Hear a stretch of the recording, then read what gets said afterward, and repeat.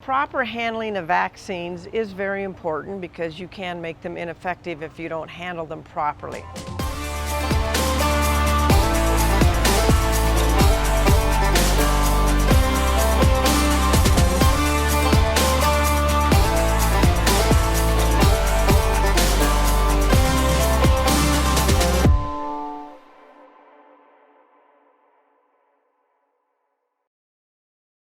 As far as coming from the manufacturer to a distributor or reseller, they put them in boxes with ice packs and ship them to us.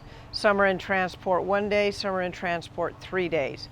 When they're in their original container, and especially modified live virus vaccines that you mix, they're very stable and they have really a pretty good stability to them. So, we ship vaccines all over the country, and vaccines in transport 2 or 3 days, I don't worry about it. They got the cold packs with them, and even if the cold packs melt, they have a pretty high stability standard. The problem when they start breaking down is when the rancher, the end user, buys them and takes them out to use them. That's when you get most of your product breakdown. So obviously continue to carry them in an ice chest with ice packs so they stay cold. Sunlight, ultraviolet rays can be critical, so keep them in a box, keep them with the lid shut, okay? If you're using modified live virus vaccines, products that you mix, you have that dried desiccated cake and then you put the diluent in with it, whether it's sterile water or Pasteurella or another thing. Once you mix those modified live virus products, they start dying, okay? You have zillion viral particles and they start dying. So you shouldn't mix any more than you're gonna use in the next hour per se.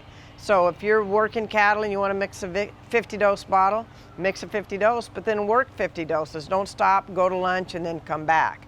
And you never put it in the fridge and use it the next day. It's just like squirting water in them, okay? That's when they're the most vulnerable.